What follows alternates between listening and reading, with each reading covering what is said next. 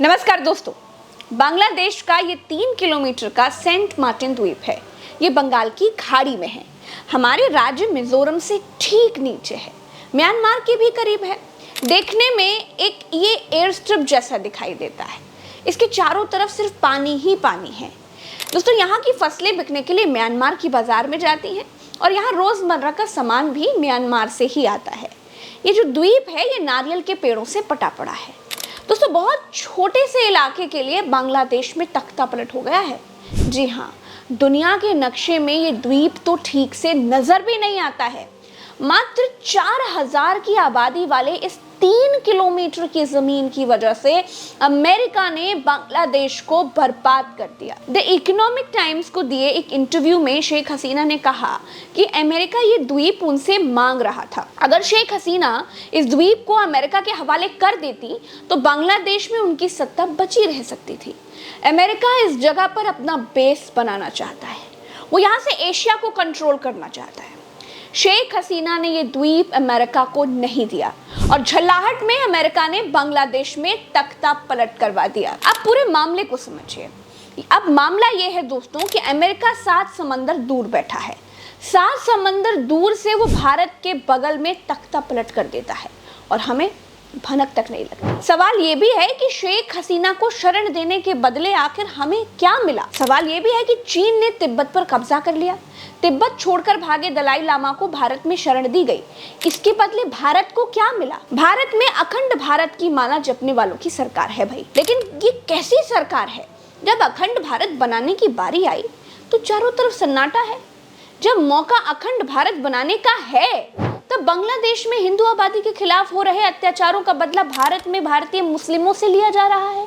बांग्लादेशी बताकर भारतीय मुसलमानों को पीटा जा रहा है। दिनांक 9 अगस्त को देर शाम 7:30-8 बजे के करीब थाना क्षेत्र मधुबन बापूधाम के अंतर्गत गुलधर रेलवे स्टेशन के पास फ्रीहोल्ड जमीन पे कुछ झुग्गियों में लोग निवास कर रहे थे। तो वहाँ पे हिंदू रक्षा दल के अध्यक्ष पिंकी चौधरी अपने 15-20 समर्थकों के साथ पहुंचकर उनके ऊपर बांग्लादेशी होने का आरोप लगाते हुए उनके साथ मारपीट करने लगे तथा उनकी झुग्गियों में तोड़फोड़ करने लगे। इस प्रकरण में कुछ लोगों को चोटें भी आई हैं तथा झुग्गियां भी क्षतिग्रस्त हो गई हैं। उक्त पूरे प्रकरण में जांच के दौरान ये भी तथ्य संज्ञान में आया कि रह रहे लोग, निवास कर रहे लोग में से कोई भी बांग्लादेशी नहीं था। गाजियाबाद में रेलवे स्टेशन के पास रहने वाले कई मुस्लिम परिवारों की झुग्गियां जला दी गई। उनको बजरंग दल वालों ने बांग्लादेशी बताकर खूब पीटा।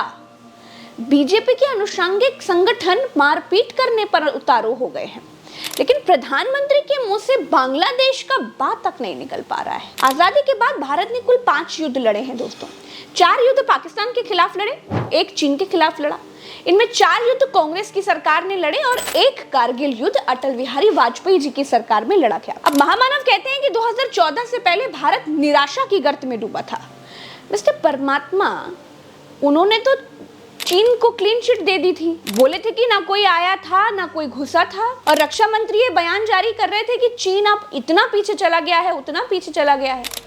कहने का मतलब ये है कि मिस्टर परमात्मा एंड कंपनी अखंड भारत का प्रोपेगेंडा तो फैलाते हैं, वो तो ठीक है, लेकिन जब अखंड भारत बनाने की बारी आती है, मौका मिलता है, तो बिल में घुसे हुए नजर आते हैं। दरअसल दोस्तों, इनके पास कोई सटीक प्लान ही नहीं है। केवल भारत में हिंदू मुसलमान को भड़काकर उसको वोट लेना ही इनका एकमात्र लक्ष्य है। कूटनीति की रणनीति में नरेंद्र मोदी पूरी तरह से फ्लॉप प्रधानमंत्री साबित हुए हैं।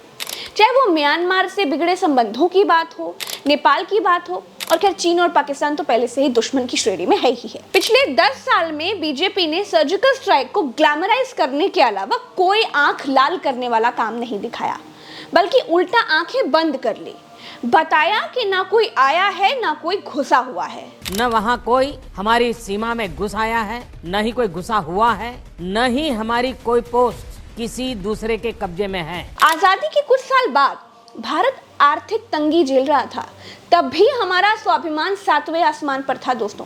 कांग्रेस सरकार को लोग इतना काबिल समझते थे कि कश्मीर के राजा महाराज हरि सिंह ने खुद की रक्षा करने के लिए भारत की नेहरू सरकार से गुहार लगाई थी। भारत ने पाकिस्तान से कश्मीर की आजादी की लड़ाई लड़ी और आधा कश्मीर आज हमारे पास है। दोस्तों, भारत की इंदिरा गांधी सरकार ने आजादी की लड़ाई लड़ रहे बांग्लादेश को पाकिस्तान के चंगुल से आजाद कराया था। इंदिरा गांधी की कांग्रेस सरकार से बांग्लादेश ने तब पाकिस्तान से उनकी रक्षा की गुहार लगाई थी।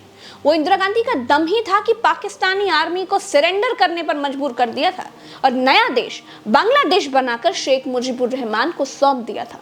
उस दौर में लोग भारत से मदद मांगते थे, लेकिन आज शेख हसीना ने अपने देश को बचाने के लिए भारत से गुहार नहीं लगाई। क्या ये हमारी विदेश नीति का फेल्योर है? एक ऐसा देश जो चारों तरफ से भारत से घिरा हुआ है, एक ऐसा देश जहां हिंदू आबादी पर अत्याचार होने की खबरें आ रही हैं, वीडियो सबूत आ रहे हैं, लेकिन फिर भी भारत सरकार ने बांग्लादेश में शांति व्यवस्था स्थापित करने के लिए अपनी आर्मी नहीं उतारी। बीजेपी के लोग इतने में ही छाती फुलाते हुए घूम रहे हैं कि शेख हसीना ने 56 मुस्लिम देशों को छोड़कर भारत में शरण ली है। इतने में ही भक्त मंडली खुश है, खुशी से झूम रही है और भक्त मंडली से लेकर गोदी मीडिया तक पॉपकॉर्न की तरह उछल रहे हैं। मैं बेहद जिम्मेदारी से एक बात और कहना चाहती हूँ कि भारत की पॉलिसी हमेशा से ये रही है कि दूसरों की जमीन पर हम कब्जा नहीं करते, हम पहले हमला नहीं करते, लेकिन हम किसी की मदद भी नहीं करते। ये हमारी नीति कभी भी नहीं रही है। हम मानवता की रक्षा के लिए प्रतिबद्ध हैं, हमें अपनी प्रतिबद्धता दिखानी चाहिए। शेख हसीना ने बांग्लादेश की प्रधानमंत्री पद से अभी तक इस्तीफा नहीं दिया है। शेख हसीना ने भारत से मदद क्यों नहीं मांगी, ये बहुत बड़ा सवाल है। हम दलाई लामा को शरण देते रह गए, तिब्बत को चीन निगल गया।